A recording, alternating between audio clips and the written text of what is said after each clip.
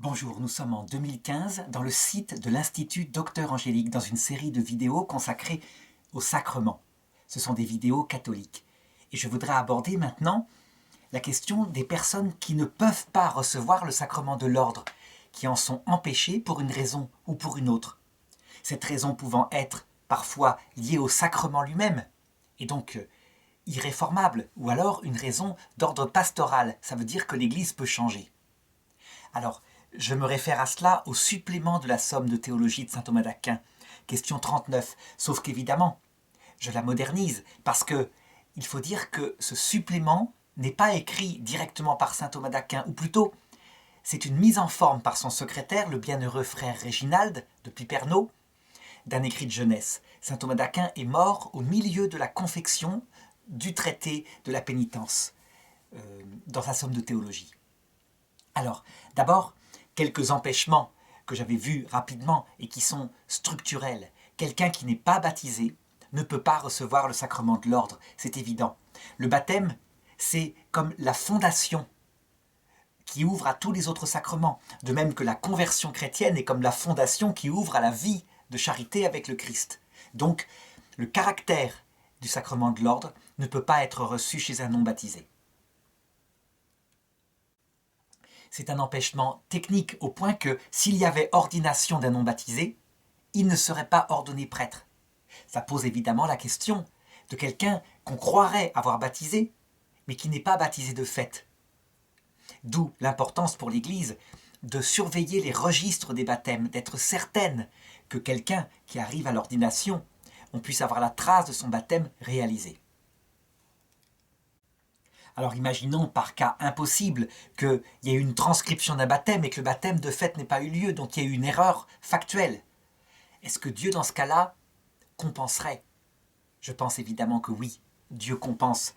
Il ne peut pas, être soumis à une erreur factuelle, une erreur non voulue. Alors il y a à côté de cela des empêchements qui ne sont pas d'ordre comme ça, fondamentaux, définitifs, des empêchements qui sont d'ordre pastoraux. Ça veut dire que l'Église applique ou n'applique pas, selon les cas, en fonction de la situation de l'Église. Et donc la première question, celle qui se pose à presque tout le monde en ce moment, au XXe siècle, XXIe siècle, en Occident, c'est la question du célibat. Est-ce que le sacerdoce peut être conféré à un homme marié?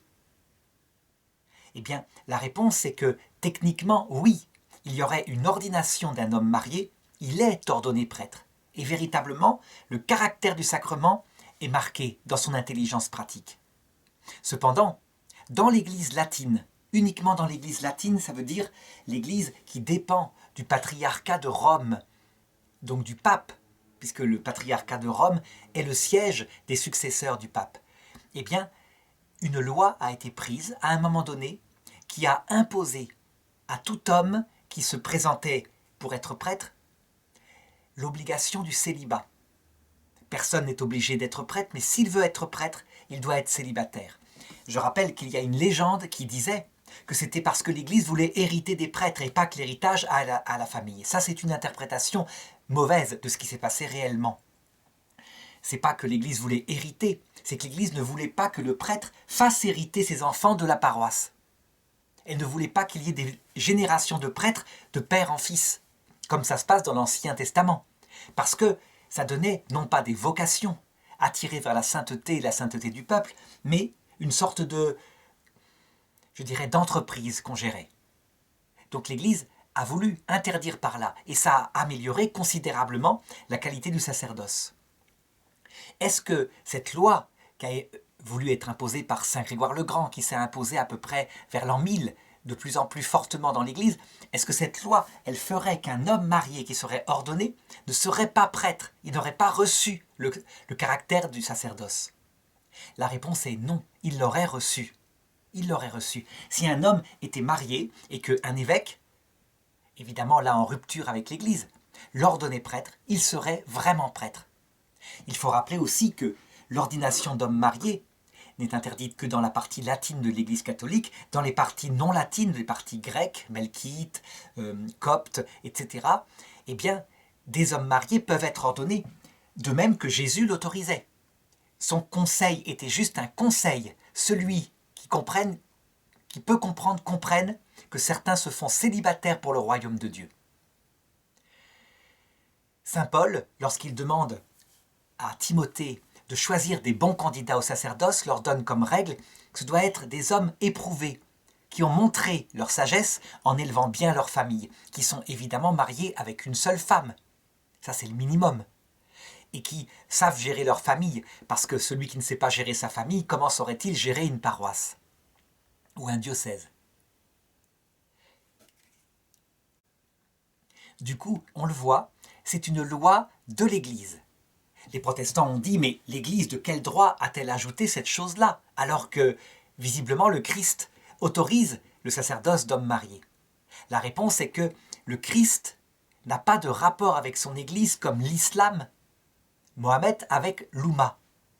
Dans l'islam, la religion est celle de serviteurs de Dieu. Donc ils obéissent à tout, tout est réglé dans le moindre détail. Il n'y a pas d'initiative propre du serviteur de Dieu. Dans le christianisme, c'est l'amitié avec Dieu. Et donc, à son ami, Dieu laisse une grande initiative. Et l'ami, ou l'épouse, qu'est l'Église, quand elle voit que le Christ a fixé quelque chose de sa propre autorité, fermement, comme les paroles de la consécration de l'Eucharistie, eh bien, elle ne se permet pas de les changer. De même, quand elle voit que l'Église, que le Christ a choisi des hommes alors que les femmes étaient bien plus dignes pour être prêtres, elle ne se permet pas de changer cela. Le pape Jean-Paul II a même indiqué dogmatiquement, avec son autorité de magistère, que l'Église n'avait pas le pouvoir d'ordonner des femmes, parce que le Christ, visiblement, n'a pas voulu. En ce qui concerne les choses qui sont moins fixes, où on voit qu'il y a un conseil évangélique au célibat, toute une autorisation au mariage, eh bien l'Église fait au mieux en fonction de la période. Or, au Moyen-Âge, où le sacerdoce est une gloire et une richesse, il y a beaucoup de candidats du coup, eh bien l'Église décide de mettre ce critère. Est-ce que pastoralement c'est encore valable? On peut en discuter. Le pape François pourrait très bien changer les choses, pour bien montrer à quel point il y a cette souplesse pastorale. C'est l'archevêque de Bruxelles, Monseigneur Léonard, qui est, regardé comme un évêque traditionnel, qui est le premier à ordonner des hommes mariés. Comment il l'a fait? Tout simplement parce que le pape Benoît XVI avait fait un décret concernant les pasteurs anglicans qui devenaient catholiques, à une période où l'église anglicane autorisait de plus en plus des évêques homosexuels mariés, etc. Donc beaucoup voulaient rejoindre l'église catholique. Ce qui était très facile puisque la liturgie est la même. Les anglicans ont gardé un clergé, évêques, prêtres, diacres, etc. Or, il s'avère que ces pasteurs anglicans étaient mariés. Et donc, quand ils voulaient revenir à l'Église catholique, eh bien, le décret autorisait à ce qu'ils soient ordonnés prêtres. Ils devaient être ordonnés prêtres parce que le sacerdoce anglican n'est pas valable. À un moment donné, il y a eu une rupture de la succession apostolique. Donc, quelqu'un qui n'était pas évêque et qui a commencé à ordonner les prêtres anglicans à l'époque d'Henri VIII ou d'Élisabeth Ière. Et donc, Monseigneur Léonard a ordonné 2 prêtres anglicans mariés, prêtres. Ça montre bien cette pastorale qui s'adapte en fonction des circonstances pour le mieux, pour le bien du troupeau. Alors, est-ce qu'il devrait y avoir une règle pastorale qui maintenant autorise, comme dans l'orthodoxie, 2 clergés? Ça se discute, mais ça ne peut pas être réglé si facilement que ça. D'autant plus que l'Église, qui est en Occident et qui le réclame, est une Église quasiment morte. Ça veut dire qu'en fait, les Occidentaux le demandent non pas par respect pour la vocation, mais par des principes comme l'égalité devant tous les métiers. Donc, un pilote de chasse peut être un homme ou une femme, un militaire et éventuellement les forces spéciales, pourquoi pas. Donc, il reste les prêtres. Mais si on regarde le motif profond qu'est la vocation, est-ce que si l'Église catholique autorisait en Occident des hommes mariés à devenir prêtres, il y aurait davantage de vocation? Il y en aurait davantage matériellement au début, mais il n'y en aurait pas longtemps. Et ça, on le voit. Il suffit de regarder les pasteurs protestants, luthériens, qui sont mariés. Ils ont un mal fou à trouver des vocations. Par contre, chez les évangéliques, où il y a une ferveur, le sens du surnaturel est présent, il y a beaucoup de candidats. Ce qui fait la vocation, c'est pas tellement le mariage ou l'absence de mariage, c'est la foi, donc quelque chose qui attire vers le Christ, quelque chose de surnaturel. Et les jeunes, quand ils sont attirés par du surnaturel, mariés ou pas mariés, ils iront. Donc, c'est parce que l'Église d'Occident s'est laïcisée, donc a identifié le christianisme au social uniquement, ce que pourrait faire un parti politique, qu'elle n'a plus de vocation. Je pense que c'est comme ça qu'il faut analyser les choses. En Afrique, où le sens surnaturel est parfaitement gardé, eh bien le célibat des prêtres est nécessaire, parce qu'il y a une gloire à être prêtre. C'est un honneur, ce sont des beaux vêtements.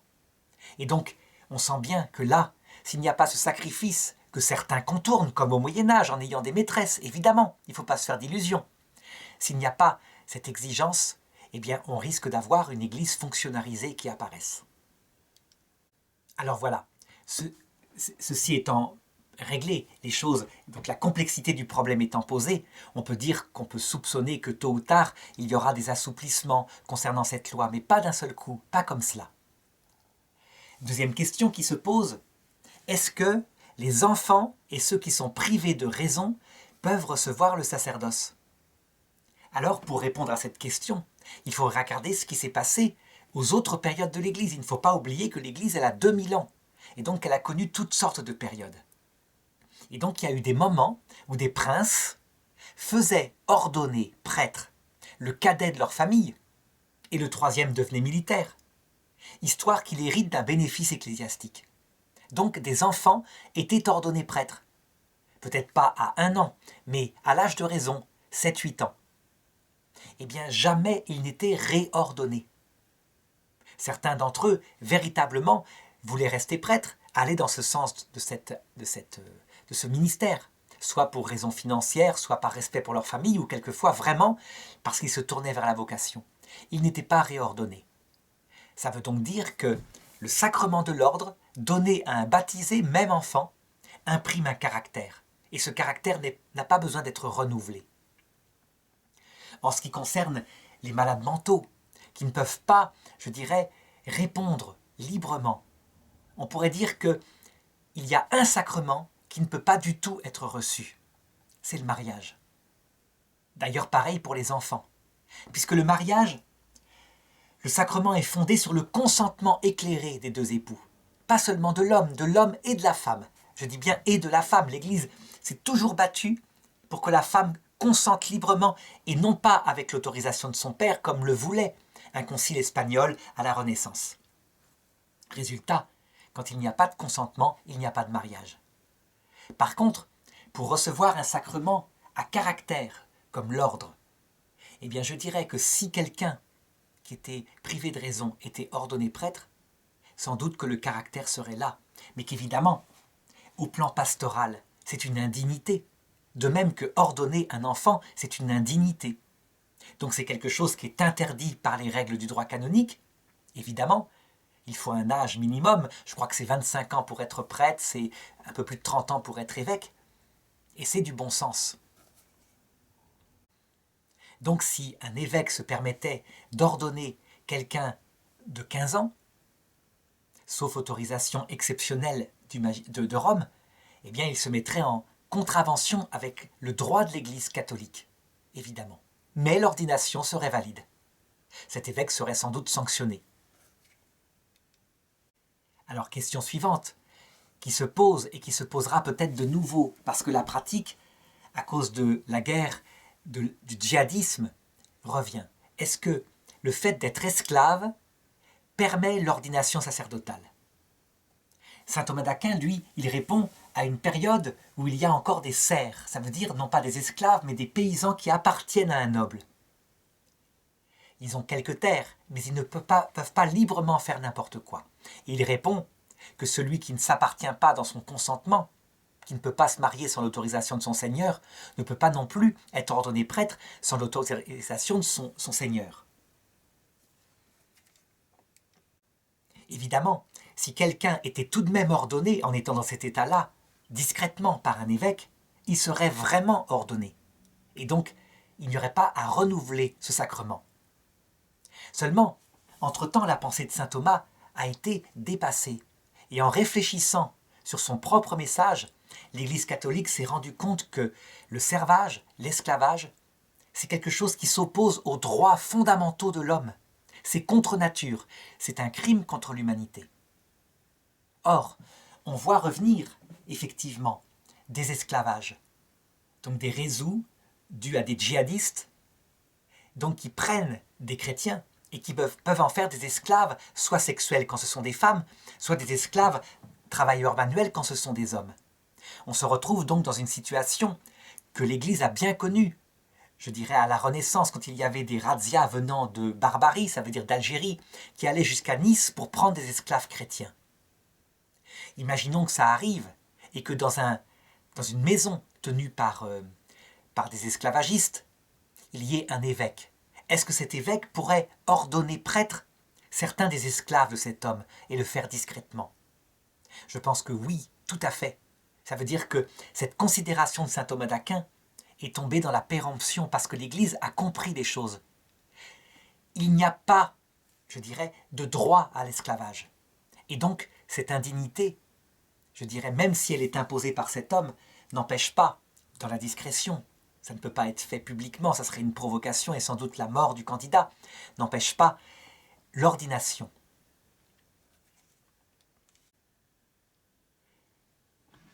L'ordination en secret est d'ailleurs une pratique qui a été, je dirais, réalisée au XXe siècle dans d'autres circonstances. Par exemple, dans les pays de tyrannie, où il ne pouvait pas y avoir de clergé parce qu'il était massacré. Eh bien, les papes ont envoyé des évêques qui, secrètement, je pense à l'URSS, ont ordonné des évêques, un clergé. Ça ne s'est jamais su.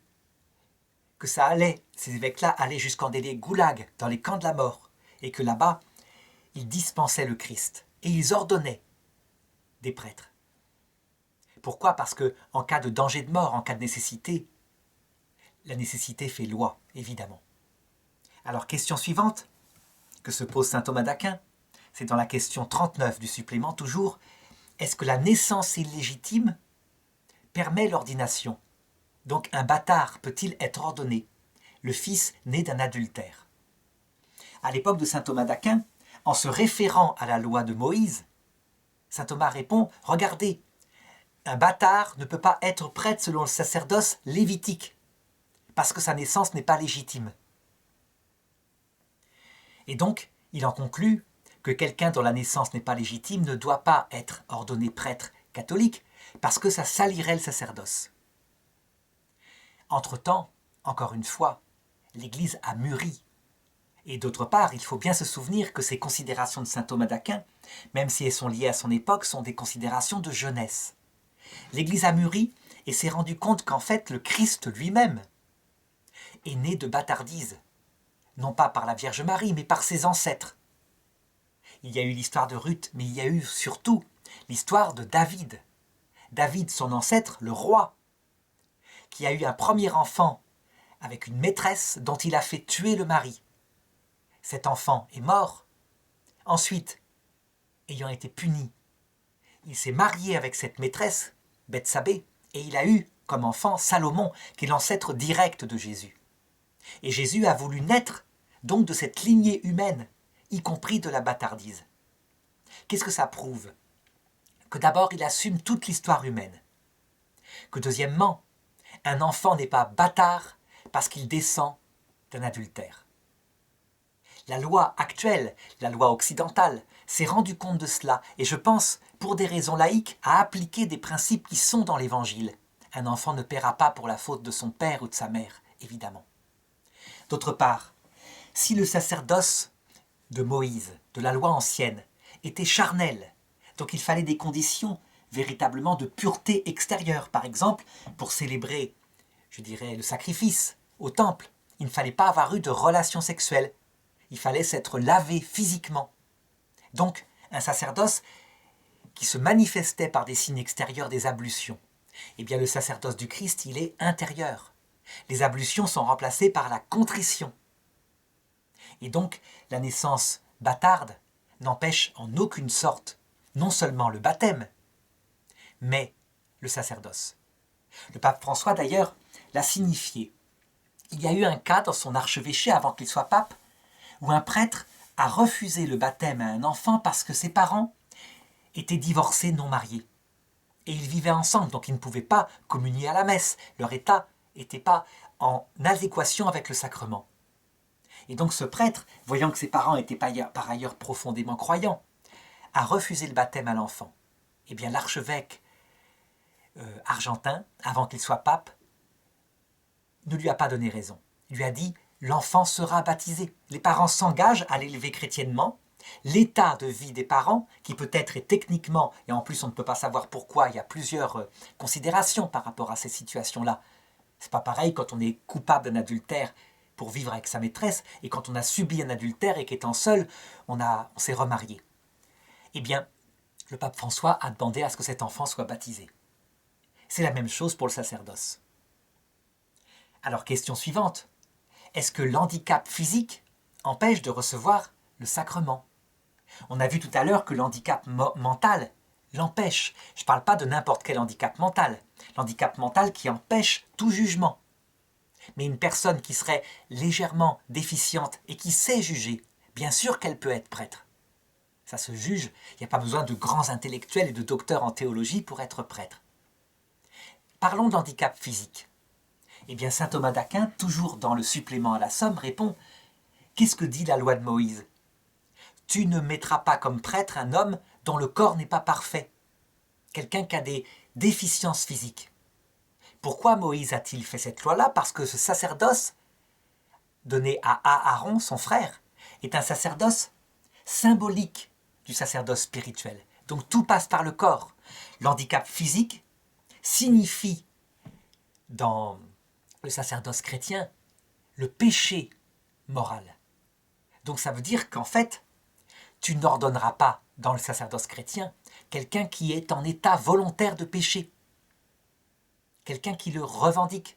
On ne parle pas du péché dont il se confesse, dont il regrette, qu'il se contrit, qui est couvert par le secret de confession, mais quelque chose de public. C'est quelque chose qui d'ailleurs a été remis à la mode par le pape Benoît XVI par rapport à des personnes homosexuelles.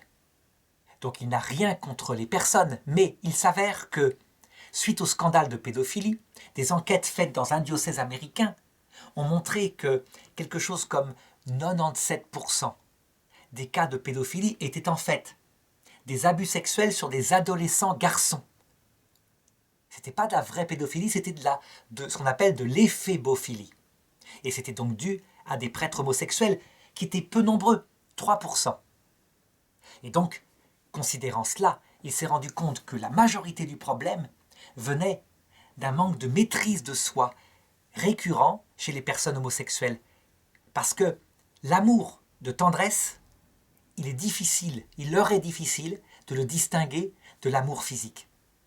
Chose qui n'est pas non plus tout le temps acquis chez les hétérosexuels, mais tout de même, la proportion est moins importante. Donc, la décision du pape Benoît XVI, en fonction de cela, pour régler 97% des problèmes, a été de ne pas accepter au sacerdoce les personnes dont l'homosexualité est enracinée en elles.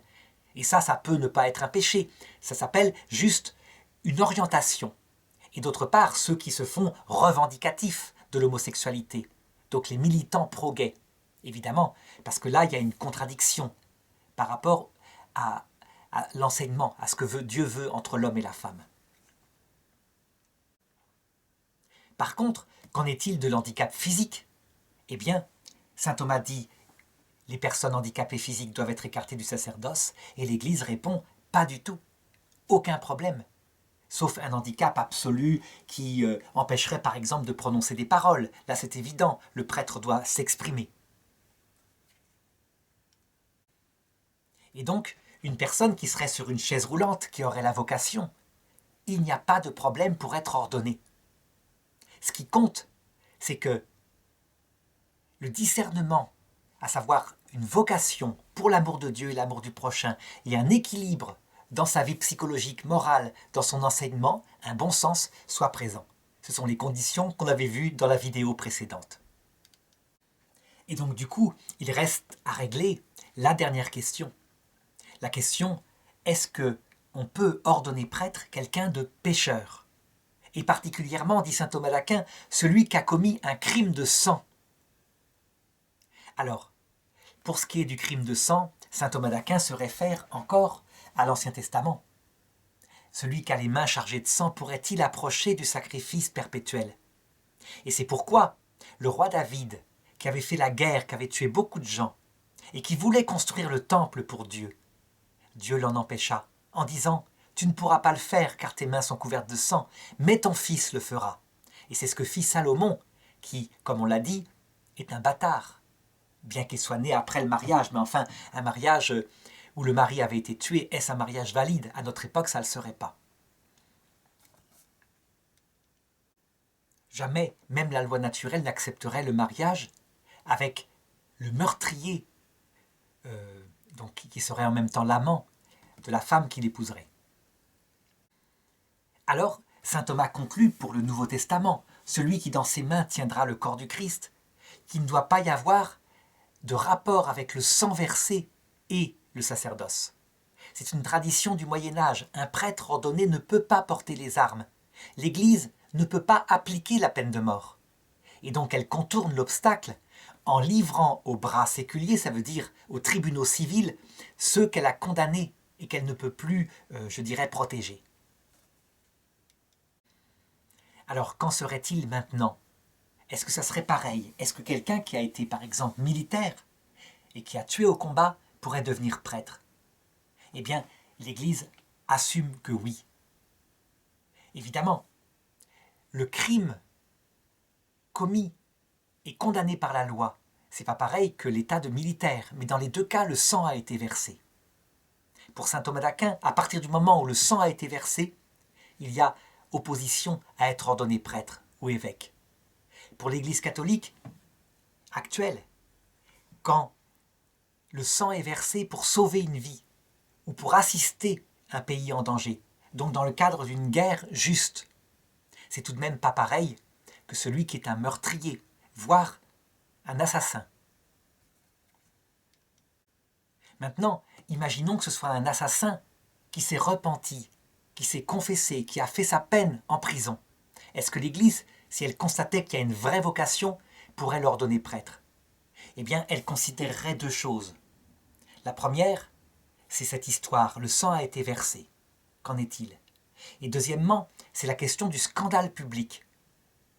Si c'est un assassin qui a scandalisé, il est impossible de l'ordonner prêtre. Et son repentir, aussi grand soit-il, ne peut pas,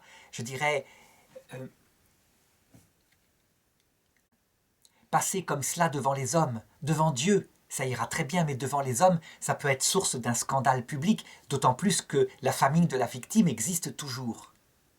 Maintenant, imaginons un cas particulier où ce soit un repentir tellement flagrant, tellement bouleversant, que tout le monde lui a pardonné. Peut-être que dans ce cas-là, il pourrait y avoir ordination. On le voit, ce sont des décisions prudentielles, pastorales, et donc elles dépendent des circonstances, des cas. C'est la décision de l'évêque qui jouera.